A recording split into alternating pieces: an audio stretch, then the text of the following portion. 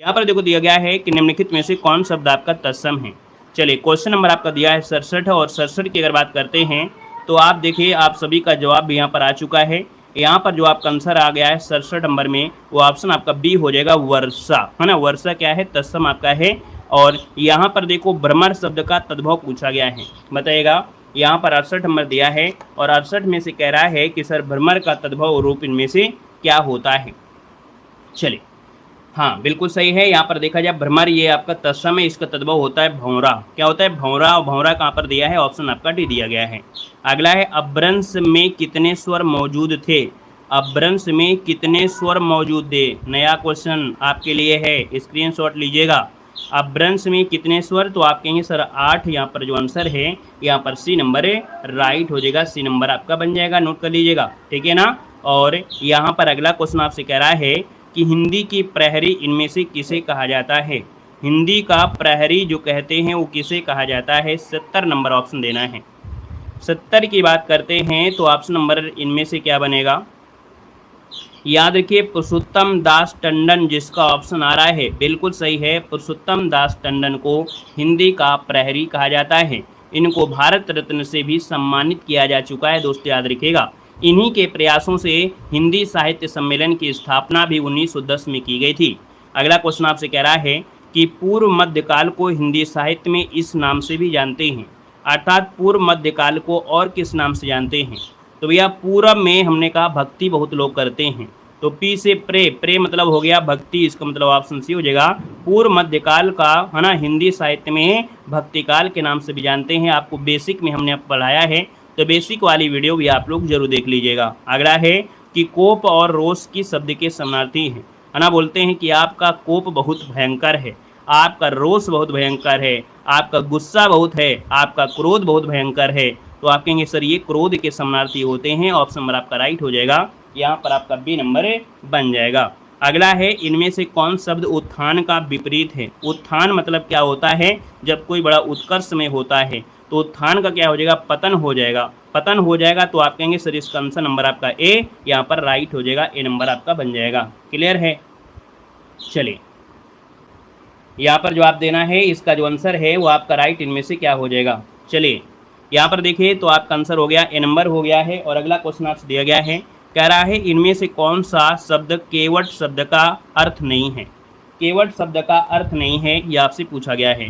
देखो केवट की बात करते हैं तो केवट को धीवर कहते हैं, मल्लाह भी कहते हैं और मांझी भी कहते हैं, लेकिन निपुण नहीं कहा जाता है, याद रखिएगा। तो आपका जो आंसर बनेगा यहाँ पर आपका ए नंबर जवाब हो जाएगा। अगला आपसे कह रहा है कि जिसके पास कुछ भी ना हो, जिसके पास कुछ भी ना हो तो उसके पास क्या होती है, आत्मशक्ति होती है। साहस में, है ना, कभी भी यहाँ पर साहस नहीं खोना चाहिए। जिसके पास कुछ भी ना हो उसे कहते हैं अकिंचन कहते हैं, अर्थात तो ऑप्शन नंबर आपका बी हो जाएगा, अकिंचन हो जाएगा। क्लियर है। यहाँ पर अगला क्वेश्चन आपसे पूछा गया है, क्या कह रहा है, कह रहा है यहाँ पर कौन से भैया 74 में क्या दिक्कत है, यहाँ पर नहीं पूछा है ना। तो केवट का अर्थ धीवर है, मल्लाह है, भांजी है, तो निपुण तो नहीं होगा ना ये नंबर। चलिए अगला क्वेश्चन बताइएगा। यहाँ पर दिया है निम्न वाक्यों में से एक वाक्य व्याकरण की दृष्टि से शुद्ध है, पहचान करना है। यहाँ पर देखिए आपसे कह रहा है कि भैया व्याकरण की दृष्टि से शुद्ध आपका कौन सा है। राम और सीता वन को गई, ये क्या बन सकता है, आप कहेंगे नहीं, है ना। राम और सीता वन को गए इसलिए गलत हो गया। युद्ध के कारण लोग बर्बाद हो गए, है ना, यही आंसर आपका बी नंबर है। उसने धीमे स्वर में बताया, कहा शब्द होता है। उसने कुछ देर से उत्तर दी, ये भी गलत है, ऑप्शन बी हो जाएगा। अगला है संगम शब्द में किस तरह की अशुद्धि आपको मिली है। देखो संगम जो लिखा जाता है वो कुछ इस प्रकार से लिखते हैं कि नहीं लिखते हैं, लिखते हैं। तो ये जो आपकी चांद की बिंदी है होना चाहिए अंक की बिंदी, तो इसका मतलब ये है अनुनासिक। कैसा है, तो ये अनुनासिक संबंधी अशुद्धि है, और जिसको ऑप्शन आ रहा है बिल्कुल सही आ रहा है। अगला है कि ऐसे कौन से शब्द हैं जिनका प्रयोग स्त्रीलिंग और पुल्लिंग दोनों रूपों में होता है। तो यहाँ पर देखिएगा कि भैया ऐसे जिसको स्त्रीलिंग में और पुल्लिंग दोनों कह सकते, इसका मतलब हो गया उभयलिंग। तो भैया उभयलिंग हो गया, उभयलिंग में जैसे आपका प्रधानमंत्री है और आपके राष्ट्रपति हैं, ये उभयलिंग में होंगे। इनको जैसे अगर स्त्री है तो स्त्री के हिसाब से, पुरुष है तो पुरुष के हिसाब से, बाकी वैसे देखा जाए तो यहाँ पर क्या है, इनको दोनों में कर सकते, इसलिए इसको उभयलिंग कहा जाता है। अगला देखो दिया गया है आने वाला क्षण, यहाँ पर आपसे कह रहा है कि क्षण शब्द जो दिया है इसका वचन आपको बताना है।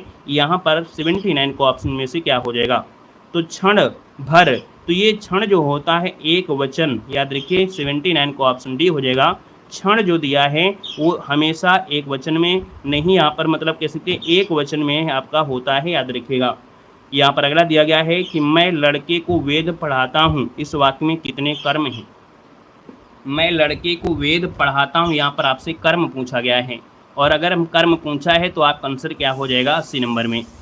यहाँ पर देखिएगा, मैं लड़के को वेद पढ़ाता हूँ, मैं लड़के को वेद पढ़ाता हूँ, कर्म पूछा है तो 3 तो नहीं होंगे। अब 3 अगर आप लगा दोगे तो कैसे बनेगा। यहाँ पर देखो, एक तो ये लड़का भी क्या हो गया, कर्म हो गया, वेद क्या हो गया, कर्म हो गया, तो 80 का ऑप्शन हो गया 80 नंबर है। यहाँ पर आंसर आपका बनेगा सी वाला हो जाएगा। अगला क्वेश्चन आपसे कह रहा है व्याकरण की दृष्टि से प्रेम क्या है। व्याकरण की दृष्टि से प्रेम क्या है, चलिए यहाँ पर बताना है 81 नंबर में प्रेम क्या है। तो भैया क्रिया है क्या, नहीं है। यहाँ पर विशेषण है, नहीं है। यहाँ पर ये भाववाचक संज्ञा है। प्रेम क्या है, दिल से होता है, तो प्रेम कहेंगे सर ये आपका भाववाचक संज्ञा। आपका जो आंसर है वो आपका बी वाला राइट हो जाएगा। अगला है मौसम आज कुछ सुहावना सा है। आप लोगों के पास या आप लोगों के यहाँ पर मौसम सुहाना है कि नहीं है भैया। आप लोगों के यहाँ पर भी है मौसम सुहाना। अच्छा भैया, वीडियो को भी लाइक कर दीजिएगा, है ना। जितने लोग जुड़े हैं यहाँ पर देखिए, आज काफ़ी लोग जुड़े हैं, लेकिन शायद वीडियो को लाइक करने के लिए भूल ही गए हैं, है ना। खाना खा कर आए हैं और हाथ मुंह धोकर नहीं आए हैं। तो भैया एक बार जल्दीबाजी में जितने लोग जुड़े हैं, एक बार सब लोग भैया एक बार वीडियो को लाइक कर दीजिएगा, ठीक है। हो सके तो दोस्तों को शेयर भी कर दीजिएगा, ठीक है। शेयर तो बहुत कम करते हैं, क्योंकि आप लोग सोचते हैं कि शेयर कर देंगे तो दूसरा भी यहाँ पर आएगा और कंपटीशन फाइट करेगा। तो भैया वीडियो को लाइक शेयर कर दीजिएगा, ठीक है। चलिए, वेरी गुड। देखो दिया है मौसम आज कुछ सुहावना सा है, तो सुहावना क्या है, सुहावना क्या है, गुण है, क्रिया विशेषण नहीं है। तो ये आपका हो जाएगा विशेषण हो जाएगा, क्योंकि जब गुण की बात होती है तो विशेषण होती है ना। यहाँ पर अगला दिया गया है कि अब पढ़कर क्या होगा। अब पढ़कर क्या होगा, ये कौन सी क्रिया है 83 नंबर में। तो भैया संयुक्त क्रिया, अब पढ़कर क्या होगा, द्विकर्मक क्रिया, प्रेरणार्थक या संयुक्त क्रिया, क्या बनेगा। तो देखिए 83 नंबर दिया है, और 83 की अगर बात कर लेते हैं तो ऑप्शन इनमें से क्या हो जाएगा। जब कर्ता किसी क्रिया को समाप्त करके दूसरी क्रिया को करेगा, तभी तो ये पहली क्रिया क्या होगी, पूर्वकालिक क्रिया होगी। मतलब अब पढ़कर क्या होगा, इसका मतलब ये पूर्वकालिक क्रिया आपका आंसर है, राइट हो जाएगा। गायक गीत गा रहा है, यह किस काल का उदाहरण है। गा रहा है, रही है, रहे हैं, और ये क्या होते हैं, तो आप कहेंगे सर ये वर्तमान होते हैं, और गा रहा है मतलब क्रिया लगातार हो रही है, अर्थात ये तत्कालिक वर्तमान काल हो जाएगा, क्योंकि क्रिया आपकी चल रही है। अगला दिया गया है कि रोगी चल नहीं सकता का भाववाच्य में रूपांतरण क्या हो जाएगा। रोगी चल नहीं सकता, अगर हम इसमें से बोले कि सर भाववाच्य क्या है, तो कहेंगे सर रोगी से चला नहीं जाता, रोगी चल नहीं पाएगा, रोगी चल नहीं पा रहा है, मतलब ऑप्शन आपका पहला वाला राइट हो गया, और आपका जवाब भी यहाँ पर आ चुका है। अगला दिया गया है संयोग शब्द में उपसर्ग और मूल शब्द इनमें से कौन सा है। संयोग शब्द में जो उपसर्ग है और मूल शब्द आपका है वो कौन सा है, यहाँ पर आप लोग बताइएगा, आपका आंसर इनमें से क्या बनेगा। चलिए यहाँ पर देखा जाए तो आपका जो आंसर आ गया है 86 नंबर में, वो राइट आंसर आपका बनेगा कौन है, सम धन योग बनेगा। म जो होगा वो आधाक्षर होगा, तभी तो ये व्यंजन संधि में आपका आएगा। ऑप्शन आपका डी राइट हो जाएगा। अगला देखो दिया गया है कि इनमें से नयन शब्द में प्रयुक्त प्रत्यय इनमें से कौन सा है। नयन में प्रत्यय क्या होता है, नयन में क्या प्रत्यय बनेगा। चलिए यहाँ पर देखिए 87 नंबर दिया है, और 87 का ऑप्शन क्या बनेगा, तो आप कहेंगे सर यहाँ पर 87 नंबर को पहले तोड़ेंगे, है ना, और तोड़ेंगे तो बनेगा ने धन अन बनेगा, ने धन अन बनेगा, तो यहाँ पर आंसर आपका डी हो जाएगा, डी नंबर आपका बन जाएगा। अगला दिया गया है लड़ाकू में कौन सा प्रत्यय है। लड़ाकू में कौन सा प्रत्यय है 88 नंबर में। लड़ाकू में जो प्रत्यय बनेगा वो कौन सा बनेगा, तो यहाँ पर देखा जाए तो लड़ शब्द जो दिया है वो मूल शब्द है, आकू जो आपका है वो प्रत्यय है। ऑप्शन नंबर आपका ए राइट हो जाएगा, ए नंबर। यहाँ पर अगला बताएगा कि यशोदा में कौन सी संधि है। यशोदा में कौन सी संधि बनेगी, यशोदा में संधि कौन सी है। चलिए 89 को ऑप्शन देना है, तो आप कहेंगे यशोदा में देखा जाए तो ओ की मात्रा है, और ओ की मात्रा है तो आपकी विसर्ग संधि बनेगी। तो यहाँ पर जो आंसर बनेगा वो आपका बनेगा बी नंबर है, विसर्ग इसका आंसर आपका राइट हो जाएगा, बी नंबर। चलिए आगे बढ़िए, क्वेश्चन आपसे दिया गया है और आपसे कह रहा है इस चिन्ह को यहाँ पर क्या कहा जाता है, इस चिन्ह को क्या कहा जाता है। यहाँ पर जो आप देना है आपका जो आंसर है 90 नंबर में वो क्या हो जाएगा, तो आप कहेंगे सर यहाँ पर ये जो चिन्ह दिया है ये पूर्ण विराम नहीं है, ये है आपका अर्ध विराम, ऑप्शन नंबर आपका बी राइट हो जाएगा। आगे बढ़िए, क्वेश्चन आपसे कह रहा है कि कोई कमाए कोई खाए इस अर्थ को दर्शाने वाली लोकोक्ति आपकी कौन सी है। कोई कमाए कोई खाए इस अर्थ को दर्शाती है यहाँ पर लोकोक्ति। यहाँ पर देखा जाए तो भैया अंधी पीसे कुत्ता खाए, है ना, होता है अंधी पीसे कुत्ता खाए, मतलब ऑप्शन नंबर आपका सी राइट हो जाएगा। अगला देखो दिया गया है लंदन शहर टेम्स नदी के किनारे बसा हुआ है जिसका पाट चौड़ा है और पानी गहरा है। समुद्र तट के निकट होने और टेम्स नदी में काफ़ी पानी रहने के कारण लंदन एक विशाल बंदरगाह भी है, वहाँ रोज़ सैकड़ों जहाज आते हैं। मतलब ये गद्यांश जो आपका है वो लॉजिकली नहीं है, ये आपको पढ़ना है और इसी के बिल्कुल सेम टू सेम क्वेश्चन भी आपको दिए हैं, बहुत बड़ा गद्यांश है भी नहीं है। देखा जाए तो यहाँ पर आपसे कह रहा है कि लंदन तथा इंग्लिस्तान की भोजन सामग्री का बहुत सा भाग इसी बंदरगाह पर पहुँचता है। यदि एक सप्ताह के जहाज़ों का आ जाना बंद हो जाए तो देश में त्राही त्राही मच जाए। इसलिए ब्रिटिश साम्राज्य ने अपनी नाविक शक्ति इतनी प्रबल कर ली है कि इससे दुनिया में कोई भी राज्य शक्ति समुद्री से टक्कर नहीं ले सकता है ना। यहाँ पर देखिए कह रहा है गद्यांश में कह रहा है कि ब्रिटिश साम्राज्य में इतनी अपनी नाविक शक्ति इतनी प्रबल क्यों बना लिया है। प्रबल बनाने का रीज़न क्या है, तो आप कहेंगे कोई इसके जहाज़ों का आना जाना ना रोक सके या कोई शत्रु इसे हरा ना सके, तो हराने से कोई मतलब है नहीं है। तो यहाँ पर देखिए कोई लंदन पर कोई इसके जहाज़ों का आना जाना रोक ना सके। अगला देखो दिया गया है गद्यांश में से कि मस्तूलकों का जंगल कहने से लेखक क्या अभिप्राय है। मस्तूलक मतलब होता है असंख्य मस्तूल होता है। अगला दिया गया है गद्यांश में त्राही त्राही मतलब क्या होता है, तो त्राही त्राही मतलब होता क्या है 94 नंबर में, तो ऑप्शन डी हो जाएगा हाहाकार मच जाना हो जाएगा। गद्यांश में कह रहा है कि यहाँ से पृथ्वी की सभी दिशाओं को माल आता जाता है, तो इसका मतलब आता जाता है, तो इसका मतलब ये कहेंगे कि यहाँ पर जो दिया है आयात निर्यात होता है, ठीक है। और गद्यांश में एक और शब्द दिया गया है कि ब्रिटिश साम्राज्य की किस शक्ति से समुद्री युद्ध में उसे कोई टक्कर नहीं ले सकता है। किससे टक्कर नहीं ले सकता है, तो आप कहेंगे सर यहाँ पर जो आपका दिया है नौसैनिक शक्ति जो है, नौसैनिक शक्ति से कोई टक्कर नहीं ले सकता है। चलिए आइएगा क्वेश्चन नंबर यहाँ पर दिया है कि कहानी नई कहानी किसकी प्रसिद्ध कृति है। चलिए कहानी नई कहानी किसकी प्रसिद्ध कृति है, 97 नंबर आपसे कह रहा है। तो भैया ये है नामवर सिंह की है, किसकी है, ये नामवर सिंह की कहानी है। इनकी और भी कृतियाँ हैं, यहाँ पर जो आंसर वो आपका डी बनेगा। अगला क्वेश्चन दिया है आज्ञाकृत आंगन के पार द्वार के लिए कौन सा पुरस्कार मिला था। आंगन के पार द्वार के लिए इनको जो पुरस्कार मिला था वो कौन सा पुरस्कार मिला था, यहाँ पर बताइए। इसका जो आंसर आपका बनेगा वो राइट में से क्या बनेगा। चलिए बहुत अच्छे, यहाँ पर देखा जाए तो आपका जो आंसर आ गया है यहाँ पर राइट इनमें से क्या हो सकता है।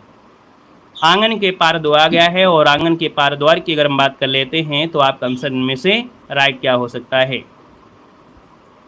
चलिए बहुत अच्छे, अति सुंदर, हाँ बिल्कुल सही है। यहाँ पर देखा जाए तो आप कहेंगे सर 98 का जो ऑप्शन आ गया है वो ऑप्शन नंबर आपका बी हो जाएगा, साहित्य अकादमी पुरस्कार। क्या हो जाएगा, साहित्य अकादमी पुरस्कार। इसका जो आंसर है यहाँ पर राइट हो जाएगा कौन, तो यहाँ पर बी नंबर राइट हो जाएगा। यहाँ पर अगला क्वेश्चन आपसे कह रहा है कि दिए गए विकल्प में से सही विकल्प आपको भरना है, रिक्त स्थान आपको बताना है कि जब कंधे पर भार पड़ेगा तब भाव मालूम होगा। अब ये बताइएगा कि यहाँ पर जो आंसर बनेगा वो राइट इनमें से क्या हो सकता है।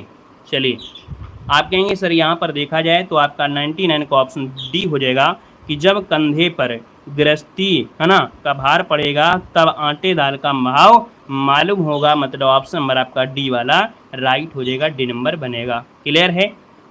चलिए यहाँ पर हाँ अगला बताइएगा कि जिस कृति के लिए कवि नागार्जुन को साहित्य अकादमी पुरस्कार मिला वह किस भाषा में रचित था। ये क्वेश्चन को आपको बहुत बार पढ़ाया गया है।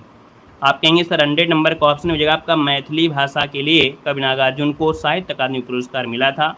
ऑप्शन नंबर आपका बनेगा ए नंबर, इसका राइट हो जाएगा, ए नंबर आपका बन जाएगा, ठीक है ना। बाबा के नाम से जाना जाता है कवि नागार्जुन को, ठीक है। बाबा के नाम से प्रसिद्ध कवि नागार्जुन का वास्तविक नाम पूछे तो वैद्यनाथ मिश्र। क्या था, वैद्यनाथ मिश्र। ये भी क्वेश्चन आपका पूछा जा चुका है। अगला दिया गया है कथा सम्राट प्रेमचंद का वास्तविक नाम क्या है। कथा सम्राट यहाँ पर पूछा गया है प्रेमचंद का जो वास्तविक नाम है इनमें से क्या बनेगा। यहाँ पर देखा जाए तो आप कहेंगे सर इन्हें धनपत राय के नाम से जाना जाता है। क्या बोला जाता है? धनपत राय। ये हिंदी और उर्दू के ये आपके प्रख्यात लेखक आपके रहे हैं, याद रखिएगा, है ना। इन्होंने कलम का सिपाही और कलम का जादूगर इत्यादि नामों से इनको संबोधित किया गया है। अगला दिया गया है कि इनमें से किसने भारत पत्र का संपादन किया है। कौन सा? भारत एक पत्र है और इसका जो संपादन किया है वो किसने किया है? तो आपके याद रखिए 102 का ऑप्शन बनेगा यहाँ पर नंद दुलारे वाजपेयी। नंद दुलारे वाजपेयी ने भारत नामक पत्र का संपादन किया है। अगला क्वेश्चन आपसे कह रहा है कि गवेषणा पत्रिका कहाँ से प्रकाशित होती है। चलिए यहाँ पर दिया है गवेषणा पत्रिका कहाँ से प्रकाशित होती है। गवेषणा पत्रिका ये आपके आगरा से, जो कि केंद्रीय हिंदी संस्थान कहाँ पर है? आगरा में है। वहाँ से गवेषणा पत्रिका प्रकाशित होती है। ऑप्शन नंबर आपका राइट हो जाएगा, ए नंबर है यहाँ पर राइट हो जाएगा। और पहला अंक जो आपका प्रकाशित हुआ था वो 1963 में इसका पहला अंक प्रकाशित हुआ था। अगला दिया गया है कि विश्व हिंदी सचिवालय कहाँ पर है।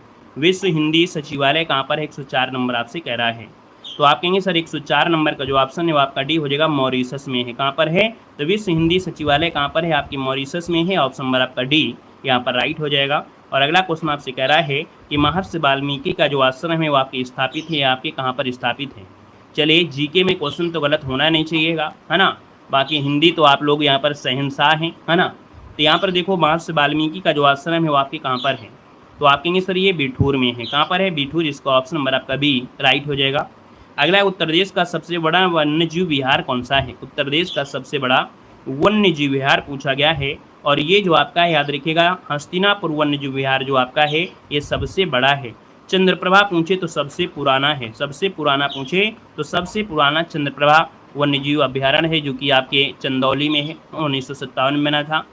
अगला दिया गया है उत्तर प्रदेश में आंवले का सर्वाधिक उत्पादन करने वाला जो जिला है वो आपका कौन सा है। आंवले का सर्वाधिक उत्पादन जो होता है ये कहाँ पर होता है, ये आपको बताना है। आंवले का सर्वाधिक उत्पादन 107 नंबर में, तो देखिए ये ऑप्शन नंबर आपका बी है, प्रतापगढ़ है जो पर आंवले का सर्वाधिक उत्पादन होता है ना। ऑप्शन नंबर आपका बी बनेगा। अगला दिया गया है कि निम्नलिखित लोक नृत्यों में से कौन उत्तर प्रदेश के बुंदेलखंड क्षेत्र का लोक नृत्य नहीं है। बुंदेलखंड क्षेत्र का एक लोक नृत्य नहीं है 108 नंबर में। तो देखो यहाँ पर रावला है, बढ़ैया है, राई है। अब आप कहेंगे डांडिया, तो आप तुक्का भी मार सकते थे।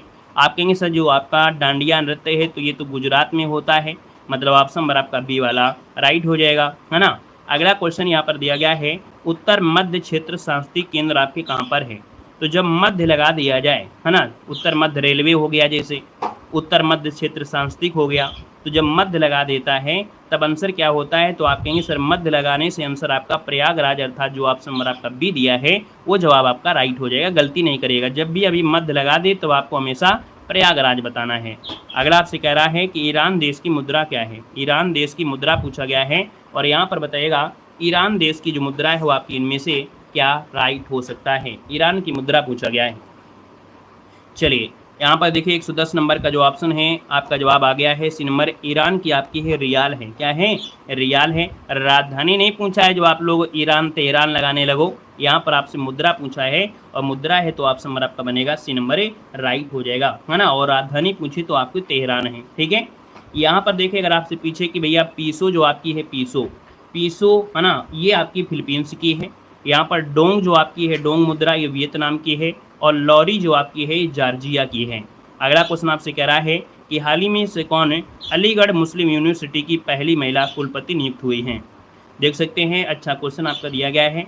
यहाँ पर 111 नंबर की बात करते हैं तो ये हैं आपके नईमा खातून। क्या नाम है? नईमा खातून है। देखा जाए तो आपके अलीगढ़ यूनिवर्सिटी की पहली महिला कुलपति नियुक्त की गई हैं, है ना। और यहाँ पर जो आंसर आपका आ गया है सी नंबर बनेगा। अगला क्वेश्चन बताइएगा कि कौन सा बैंक IIBX अर्थात इंडिया इंटरनेशनल बुलियन एक्सचेंज का ट्रेडिंग कम क्लियरिंग सदस्य अर्थात TCM बनने वाला पहला बैंक बन गया है।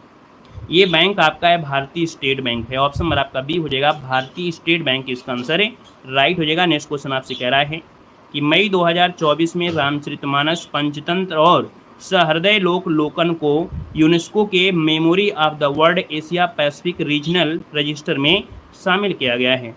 पुस्तक सहृदय लोकन के लेखक का नाम पूछा गया है। भाई लेखक का नाम है तो ये है आपके पंडित आचार्य आनंदवर्धन। ऑप्शन नंबर आपका सी राइट हो जाएगा। नेक्स्ट क्वेश्चन कह रहा है कि अप्रैल 2024 में किस देश में पहली बार रेडियो है ना हिंदी रेडियो का प्रसारण हुआ था, ये आपको बताना है। बताइएगा अप्रैल 2024 में किस देश में पहली बार हिंदी रेडियो का प्रसारण हुआ है, यहाँ पर बताना है। इसका आंसर क्या हो जाएगा, चलिए यहाँ पर बताना है। हाँ देखिए 114 नंबर में यहाँ पर देखिए कुवैत है। कुवैत आप लोग नाम सुना होगा, याद रखिएगा। कुवैत में पहली बार हिंदी रेडियो का प्रसारण शुरू हुआ है। इसका आंसर जो आपका बनेगा वो आपका ए नंबर है, राइट हो जाएगा दोस्तों, याद रखिएगा, ठीक है ना। आपने एक रेडियो एफएम पढ़ा होगा, रेडियो एफएम 93.3 है और यहाँ पर 96.3 एफएम है ना, तो ये आंसर आपका बनेगा ए नंबर है। अगला दिया गया है कि अप्रैल 2024 में जारी पहले विश्व साइबर क्राइम इंडेक्स 2024 में से भारत किस स्थान पर आपका रहा है। चलिए यहाँ पर बताना है, आपका जो आंसर बनेगा यहाँ पर राइट क्या हो जाएगा। हाँ बिल्कुल सही है। यहाँ पर देखा जाए तो आप लोगों के जवाब भी बिल्कुल सही आ रहे हैं। आप कहेंगे सर 115 नंबर का जो ऑप्शन है वो डी हो जाएगा 10वें नंबर पे, ठीक है। साइबर क्राइम इंडेक्स 2024 में भारत का जो स्थान है वो 10वां स्थान है। इसको भी आप लोग नोट कर लीजिएगा, क्योंकि साइबर से समस्या बड़ी समस्या आपकी है ना, क्लियर है। अगर आपसे पूछे कि पहले स्थान पर कौन है तो रूस, याद रखिएगा जो रूस है वो पहले स्थान पर आपका है, रूस पहले स्थान पर है। और अगर दूसरा स्थान पूछ लिया जाए तब क्या होगा, दूसरा स्थान आपका है यूक्रेन का है, क्या है, यूक्रेन का है दूसरा स्थान आपका है। अगला दिया गया है कि 13 अप्रैल 2024 को ऑपरेशन मेघदूत ने अपना कौन सा वर्ष पूरा किया है। देखो हमें मालूम है कि आप लोगों को यहाँ पर जीके भी आ रही है, आपको हिंदी भी आ रही है, लेकिन करंट अफेयर आप लोगों से नहीं हो पा रही है ना। अगर आप 75 क्वेश्चन में से अगर देखा जाए तो आपको लग रहा है कि टेस्ट पेपर बहुत सरल है, तो हम मानते हैं टेस्ट पेपर सरल है, लेकिन अगर आप 10 क्वेश्चन नहीं कर पाते हैं तो समझो कि भी आप बेकार हैं। तो इसका मतलब है कि 10 क्वेश्चन अगर आप नहीं कर पाएंगे तो उन 10 क्वेश्चन को कवर करिए, क्योंकि 10 क्वेश्चन छोटी बात नहीं होती है, क्लियर है ना।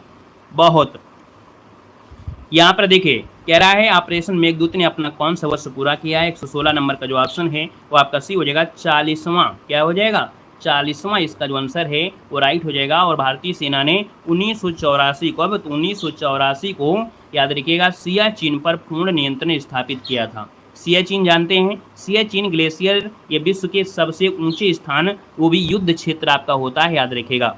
अगला क्वेश्चन यहाँ पर दिया गया है, वृक्ष की उम्र जानने की विधि क्या है। अगर वृक्ष की उम्र पूछा जाए तो क्या हो जाएगा, चलिए कह रहा है वृक्ष की उम्र जानने की विधि क्या है। यहाँ पर आंसर नंबर तो याद रखिएगा, उसके वार्षिक वलयों को गिनकर, अर्थात जो पौधे के छल्ले होते हैं, अर्थात जो आपके वलय होते हैं, वलयों को गिनकर पता लगाया सकता है कि इस पेड़ की उम्र कितनी है। अगला दिया गया है कि प्रसिद्ध व्याकरण संबंधी कृति अष्टाध्यायी किसके द्वारा लिखी गई है। अष्टाध्यायी जो लिखी गई है वो किसके द्वारा लिखी गई है दोस्तों, बताना है। अष्टाध्यायी क्या हो जाएगा 118 में, ये हैं आपके पाणिनि, है ना, पाणिनि, जो कि ऑप्शन नंबर आपका डी यहाँ पर राइट हो जाएगा। वहीं अगर आपसे पूछे कि कालिदास के द्वारा एक महत्वपूर्ण कोई कृति बताइए, अगर कालिदास की कोई कृति पूछा जाए तो आप कहेंगे सर अभिज्ञान शकुंतलम, ये कालिदास की बहुत ही महत्वपूर्ण कृति है जो कि एग्जाम में पूछी जाती है। अगला है कि भारतीय स्वाधीनता आंदोलन का सरकारी इतिहासकार पूछा गया है। भारतीय स्वाधीनता आंदोलन का सरकारी इतिहासकार पूछा गया है, और ये कौन है, तो ऑप्शन नंबर आपका हो जाएगा S.N. सेन। नाम सुने ही होंगे आप लोगों ने। S.N. सेन मतलब होता है सुरेंद्र नाथ सेन। इनकी पुस्तक थी 1857, है ना, 1957 में प्रकाशित हुई। तो ऑप्शन नंबर आपका ए राइट हो जाएगा। नेक्स्ट क्वेश्चन कह रहा है कि भारत सरकार अधिनियम 1919 के प्रावधानों के बारे में निम्नलिखित में से कौन सा कथन सही दिया गया है। तो चलिए फिर बताइएगा यहाँ पर क्या हो जाएगा। हाँ, कोई भी लड़का किसी को परेशान नहीं करेगा, कोई भी लड़की किसी को परेशान ना करे, है ना, क्योंकि आज के समय में समानता सबको दी गई है, तो भैया सब लोग बराबर है, परेशान कोई ना करे, ठीक है। चलिए 120 नंबर दिया है, और 120 की बात करते हैं तो भारत में पहली बार द्विसदनी विधानमंडल की शुरुआत हुई थी आपके 1919 में। 1919 में भारत में पहली बार द्विसदनी विधानमंडल की शुरुआत की गई थी, याद रखिएगा, है ना। यहाँ पर अगला दिया गया है कि आयकर जो आपका है, आयकर एक जो कर है एक ऐसा कर है, तो ये प्रत्यक्ष कर है ना, प्रत्यक्ष कर यहाँ पर देखा जाए तो आपका जो आंसर है यहाँ पर बी नंबर है, राइट हो जाएगा। जिसको बोलते हैं आयकर, बोलते हैं इनकम टैक्स, है ना, मतलब आय पर एक वार्षिक कर होती है। आयकर, निगम कर, संपत्ति कर, ये सब प्रत्यक्ष कर होते हैं, है ना।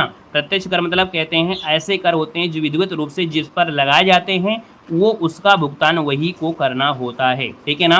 अगला क्वेश्चन दिया गया है कि जनवरी 1970 में शुरू किए गए ऑपरेशन फ्लड में से कौन सी क्रांति संबंधित थी।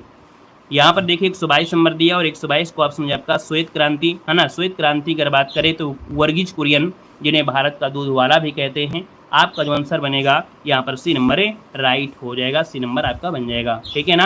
क्लियर है। चलिए यहाँ पर आगे बढ़ते हैं। क्वेश्चन आपसे कह रहा है कि एम.एस. स्वामीनाथन को के जनक के रूप में भी जाना जाता है। यहाँ पर बताइए एम.एस. स्वामीनाथन, इनको जनक के रूप में जानते हैं। स्वामीनाथन का नाम जानते होंगे आप सभी लोग, किसके लिए जाने जाते हैं।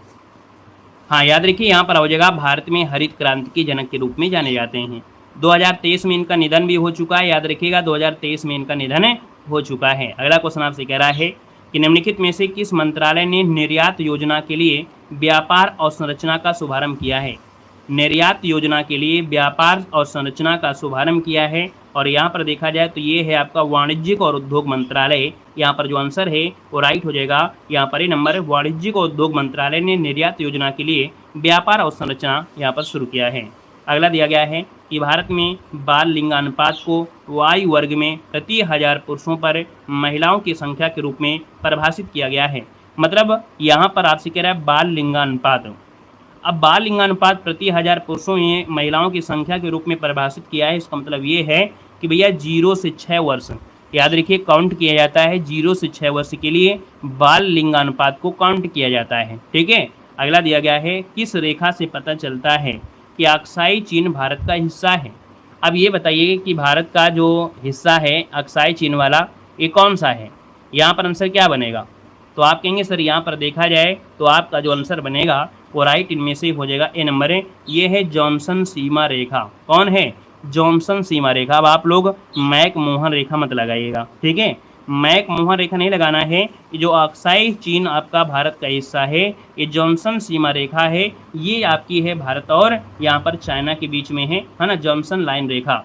वहीं पर देखा जाए मैकडोनाल्ड रेखा प्रस्तावित की गई थी, जिसमें से जॉनसन लाइन रेखा अक्साई चीन को भारतीय नियंत्रण में प्रदर्शित किया गया है, याद रखिएगा, ठीक है।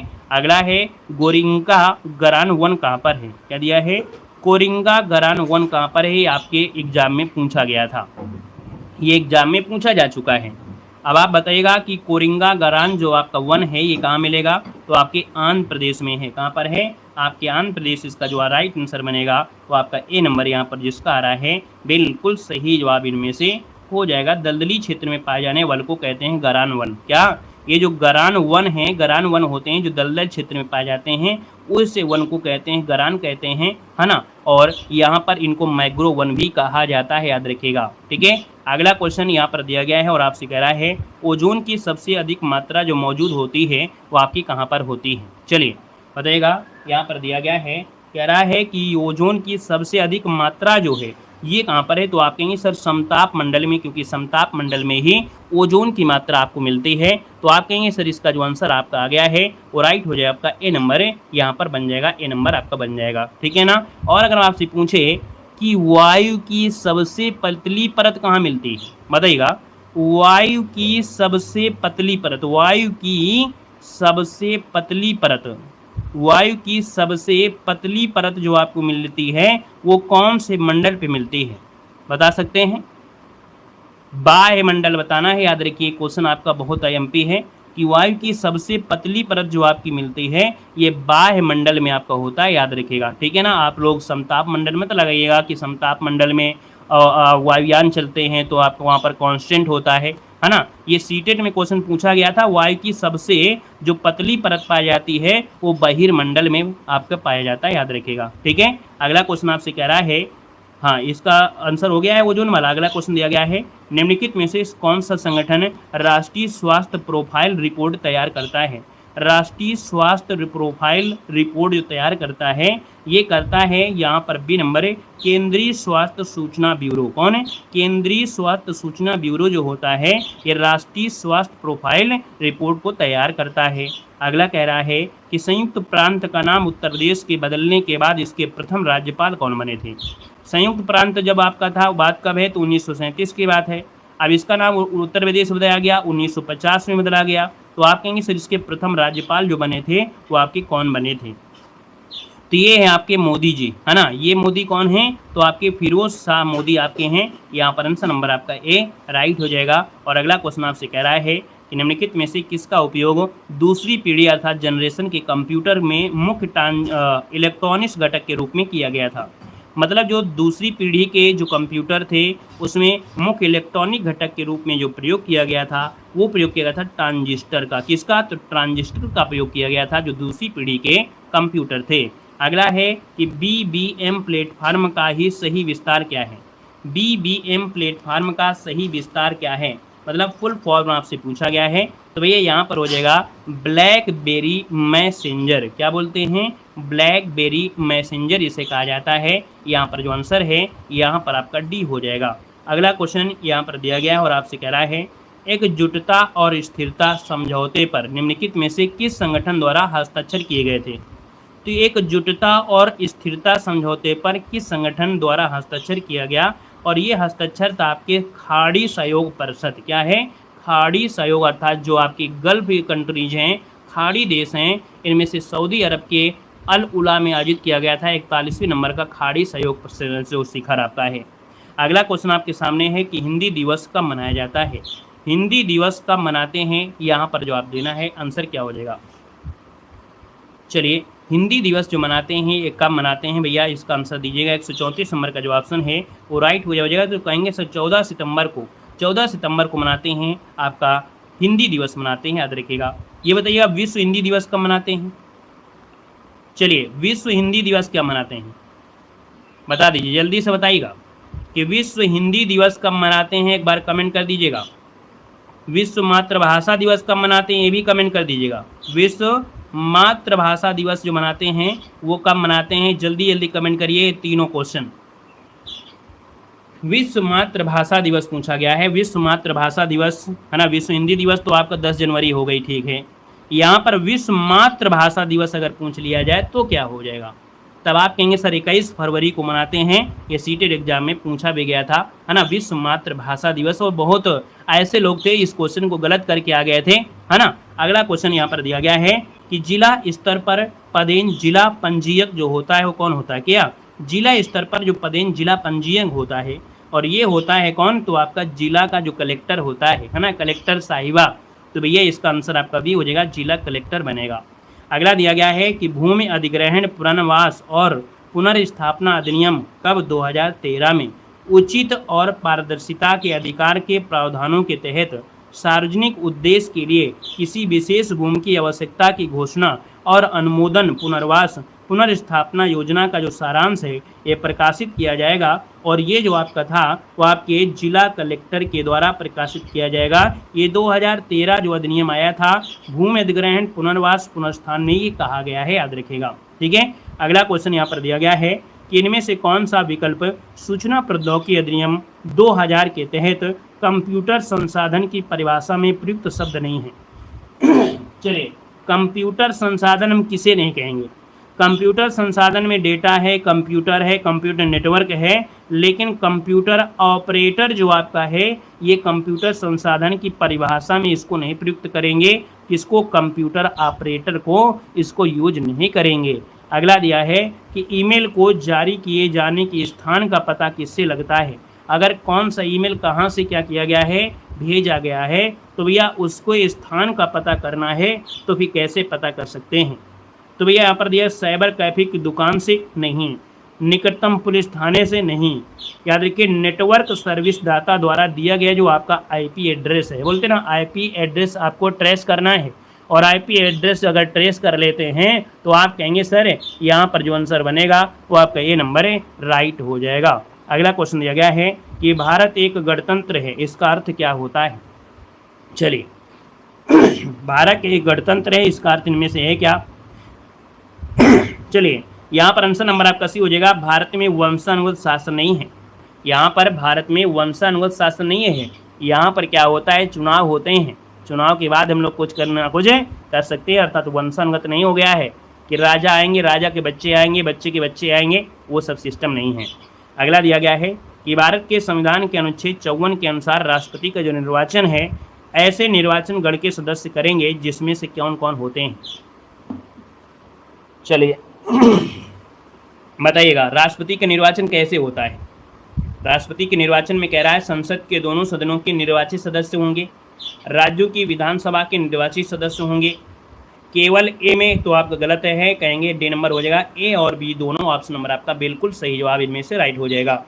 अगला है भारतीय संविधान की जो 7वीं अनुसूची है इसके अनुसार परमाणु ऊर्जा विषय पर कानून बनाने का अधिकार किसके पास है। यहाँ पर बात हो रही है परमाणु ऊर्जा और ये विषय किसका है, तो ये विषय है आपकी केंद्र का है। किसका है, केंद्र का है। और केंद्र का विषय है तो केंद्र में आपका संसद हो जाएगा, है ना। तो इसका आंसर आपको बी बनेगा। अगर ये बात होती कहाँ की, ये बात होती आपके राज्य की, तो हम लोग विधानमंडल करते हैं, लेकिन परमाणु ऊर्जा ये है संघ की बात है और संघ की विषय में है तो केवल आपका संसद आपका बनेगा। ठीक है, यहाँ पर आगे बढ़े क्वेश्चन दिया गया है, कह रहा है कि निम्नलिखित प्रश्नों में से समानता आपको ज्ञात करना है। निम्नलिखित प्रश्नों में से समानता ज्ञात करना है। टमाटर, अमरूद, तरबूज और संतरा, ये जो आपकी समानता है क्या। चलिए 142 नंबर देना है, इसका आंसर क्या हो जाएगा। अब एक नंबर से फेल हो जाओगे, इतना दिमाग लगा लिए कि एक नंबर से फेल हो जाओगे। हम आगे थोड़ा बढ़ रहे हैं, क्वेश्चन को सॉल्व भी करा रहे हैं। ठीक है, इतनी जल्दी हवा में नहीं भगते हैं। आप लोग सोचते हैं हम हवा में भग जाएंगे, हवा में नहीं भगते हैं। 1 से 2 बार उस क्वेश्चन को आपको बोलते भी हैं और इसके बाद समझाते भी हैं। समझाए ना तो बात दूसरी है कि हम क्वेश्चन में आंसर लगाए और भग के चले गए, इसलिए क्वेश्चन को समझाते हैं कि आखिरकार है क्या। अब ये क्वेश्चन 142 नंबर आप बताइए, 142 नंबर में आपका क्या बनेगा। टमाटर, अमरूद, तरबूज और संतरा ये सभी लाल रंग के होते हैं तो आप कहेंगे ये तो आपका गलत हो जाएगा। इनके अंदर बड़े बीज होते हैं तो ये भी बात गलत है। या भारत में सभी मौसमों में मिलते हैं, तो क्या ये बात सही है क्या। नहीं सही है तो आप कहेंगे सर इसको भी हटा दीजिए, ये सभी फल हैं। क्या हैं, ये सभी फल हैं। तो ऑप्शन नंबर आपका हो जाएगा ए नंबर राइट हो जाएगा, ए नंबर आपका बन जाएगा। क्लियर हो गया है, ठीक है ना। तो भैया इस प्रकार से ये जो क्लास है वो आपकी क्या हो गई, कंप्लीट हो जाती है। इतना रखते हैं, सभी को धन्यवाद, सभी को जय हिंद, वंदे मातरम। मिलते हैं 6 बजे।